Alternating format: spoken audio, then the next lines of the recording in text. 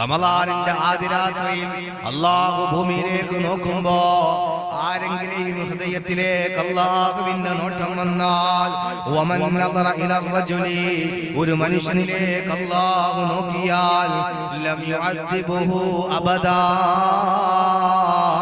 ഒരിക്കലും ആ മനുഷ്യനെ അല്ലാഹു ശിക്ഷിക്കുകയില്ല, അല്ലാഹുവിന്റെ നരകത്തിലേക്ക് അല്ലാഹു വലിച്ചെറിയുകയില്ല എന്ന് ആദരവായ പ്രവാചകൻ നബി മുഹമ്മദ് മുസ്തഫ. അതുകൊണ്ടാണ് അല്ലാഹുവിന്റെ റസൂൽ പറഞ്ഞത്, സഹബ റമദാൻ കടന്നു വരുമ്പോൾ ആദ്യ ദിവസം നിങ്ങൾ പള്ളിയിലാണ് ഉണ്ടാകേണ്ടത്. സഹോദരങ്ങളെ, ആ സമയത്ത് അല്ലാഹുവിന്റെ പള്ളിയിലാണ് ഉണ്ടാകേണ്ടത്. അല്ലാഹുവിന്റെ നോട്ടം നമ്മുടെ ഹൃദയത്തിലേക്ക് കടന്നു വന്നാൽ ലം യുഅദ്ദിബുഹു അബദാ അല്ലാഹു ഒരിക്കലും ആ മനുഷ്യനെ നരകത്തിലേക്ക് വലിച്ചെറിയില്ലെന്ന് റിസാലത്തിന്റെ നാവ് കൊണ്ട് പ്രവാചകൻ നബി മുഹമ്മദ് മുസ്തഫ.